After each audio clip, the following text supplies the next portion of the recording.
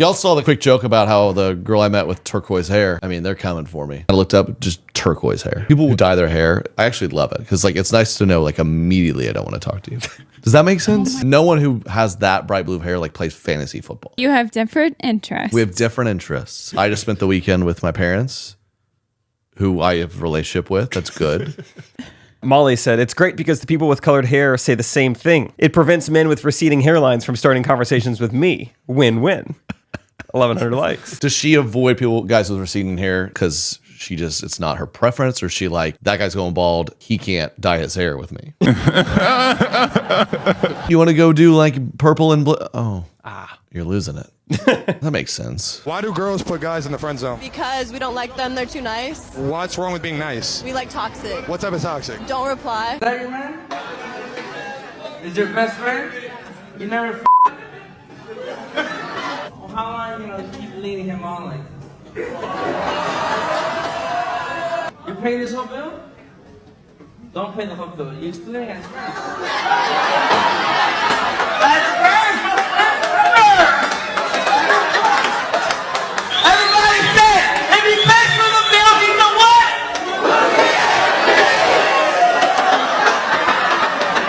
They said it, not me. You want her? Hey, you want her? You got her. Hey, sit next to her. Come sit next to her. Empty chair here. Hey, if she's your best friend, she'll understand. Sit right here. Sit down like the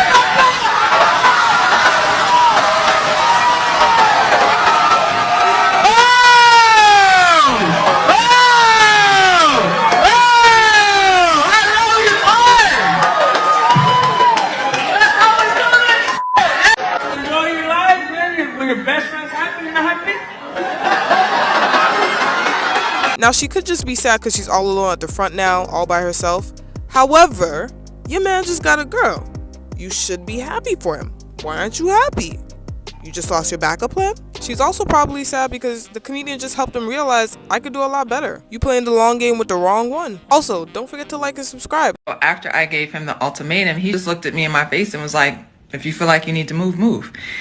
And so we went through 3 months of like chicken, where I had no friends in Vegas, no family in Vegas. I just really blurted that out. I did not mean it.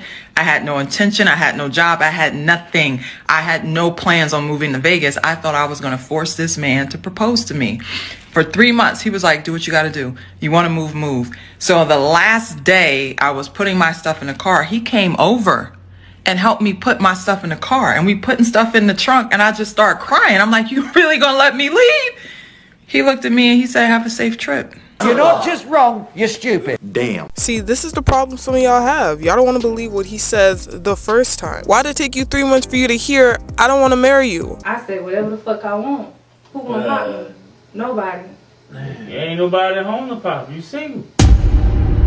You can say what you want and go home by yourself. Well, yeah.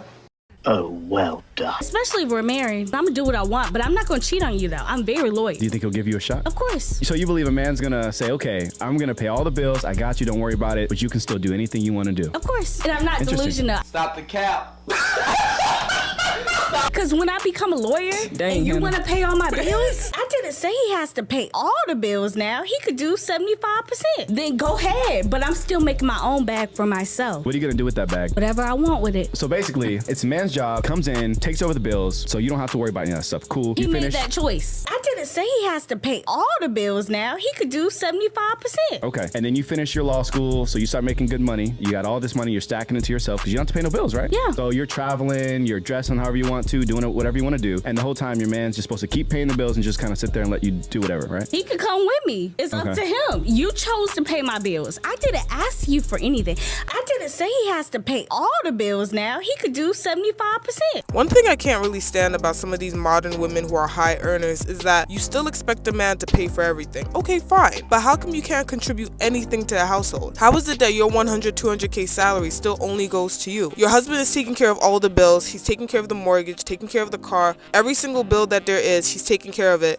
and your money just goes to none of it? So many women talk about growing with their man and establishing and building wealth together. You don't think adding some of your income would help build the wealth? It's called offering a helping hand. I came across a clip where Kevin Samuels was basically telling a woman that her degree didn't matter. He was telling her that the accomplishments that basically she got, she should forego that and focus on the marriage, the husband, and the children. What's the problem with that? You getting a master's in early childhood development is not an addition to him, because whatever you make, you're going to generally want him to make more than you anyways. That's what Kevin Samuels has been able to get out, elicit from so many women. When women are asked, how much do you want to contribute to the household before it falls to shit?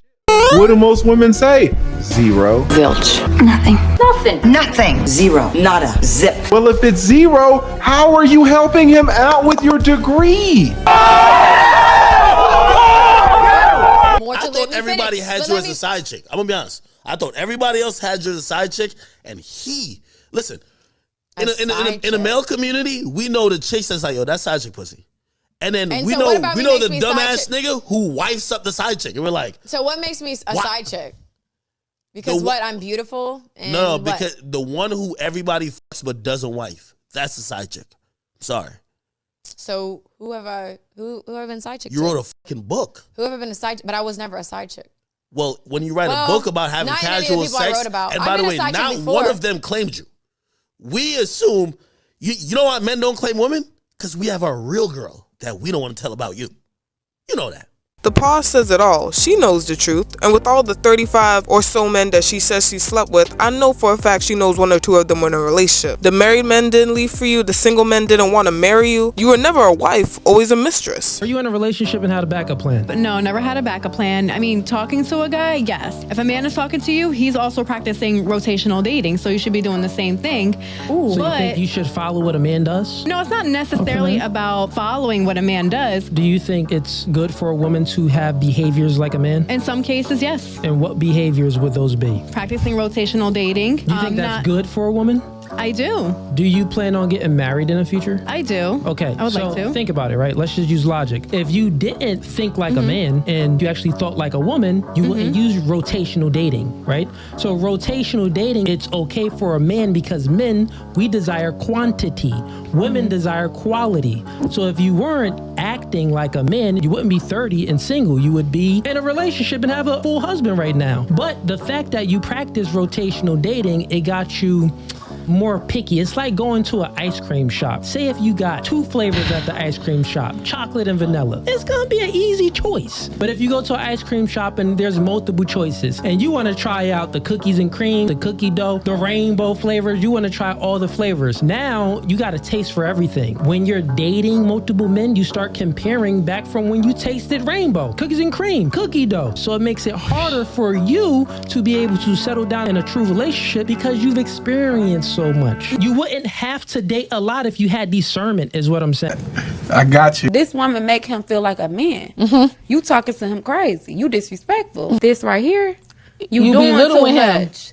So this woman make me feel exactly how I want to feel. Everybody got a stove and some good pussy. That ain't how you know what I'm saying? You ain't the only bitch that can cook. You ain't the only one. And you like to fight him and you like to bust his windows. You wake up mad.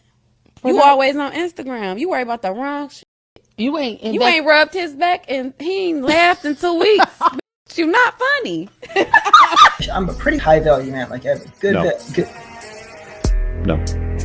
I mean, I have a good job in the aerospace industry. What did you make last year? About 90. Okay, but I mean, like you look like you're from Amish country still. You're not looking like the kind of guy that women are going to swipe right on. Is it the beard or? It's the beard. You don't look very strong and masculine. I'd get some new glasses that fit your face better. Change your style. The shirt kind of sucks. Would you recommend people to go through whole phases? 100% yes, absolutely. If you don't know what car you like to drive, how are you going to go to a dealership and purchase one? Absolutely not. I know I want a Lamborghini, so I'm going to wait for the Lamborghini. I'm not going to go with the Honda Civic and then Toyota and work my way up. I'm waiting for the Lambo, and once I get the Lambo, I'm good. So you know what you want? Know what I want. But obviously, she's fooling around, so. Oh, no. Damn.